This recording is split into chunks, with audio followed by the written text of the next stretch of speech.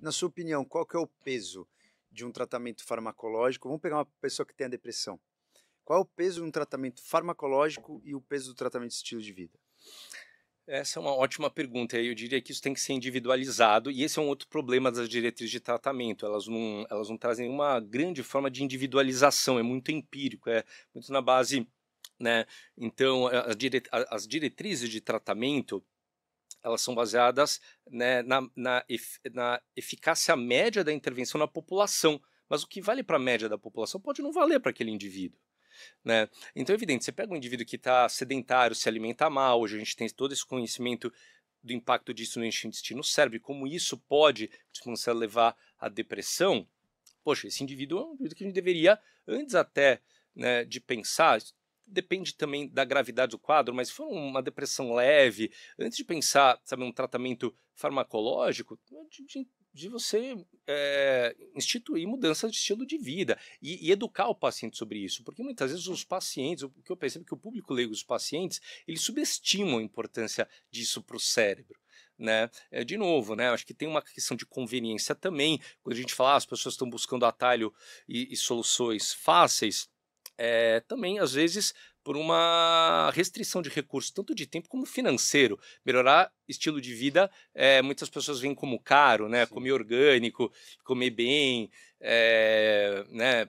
Uma boa academia, mas, né, tem vários estudos mostrando que dá para ser acessível, Sim. que não necessariamente é caro, mas eu vejo que as pessoas têm muito essa visão. E então, voltando para a sua pergunta, eu acho que tem que individualizar, e isso vai dar arte ainda de cada profissional, porque as diretrizes de tratamento, elas não nos ensinam como individualizar. Na verdade, lá é muito baseado nisso.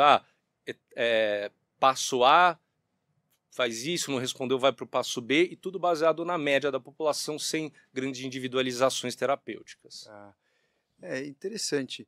Eu vejo geralmente, né, na prática, muitas pessoas que têm uma vida mais desregrada, e aí eu vou colocar aqui um ponto muito importante no sentido de vida desregrada.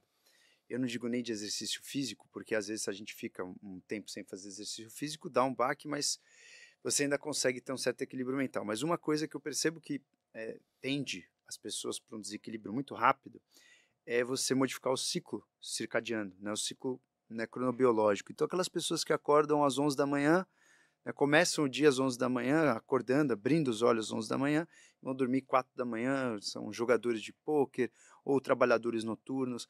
Essas pessoas realmente têm aí uma labilidade, uma instabilidade tendenciosas para depressão ou ansiedade um pouco, talvez, maior. Existe alguma estatística que mostra, em relação ao ritmo cronobiológico, no teu consultório, você toma alguma atitude em orientar a pessoa a estar sincronizada com a natureza, acordar com a luz do sol, dormir quando o sol, né, já teve um tempo de se pôr, não dormir de madrugada?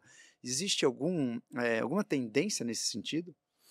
Olha, sem dúvida existe uma tendência, isso é mais bem estudado em relação à resposta metabólica, até risco de obesidade, em relação à crononutrição, quer dizer, o horário em que você concentra, né, a maior parte da ingesta de caloria, né, por exemplo, o indivíduo que funciona mais cedo, ele realmente, se ele concentrar mais as calorias no café da manhã, ele vai ter um risco muito menor de desenvolver obesidade, síndrome metabólica. Agora, o indivíduo que é mais matutino, o notívago, esse já não se beneficia tanto, mas de qualquer forma, eu acho que o que tem muito, né, o que a gente está falando aqui dos cronotipos, então você conhecer, mapear e respeitar e tentar adaptar a rotina de vida do indivíduo para aquele cronotipo, isso é uma tendência da medicina hoje, mas que esbarra em alguns limites sociais. Então, se a pessoa, por exemplo, é um profissional autônomo que tem uma flexibilidade, consegue determinar o próprio horário, isso é possível de ser aplicado.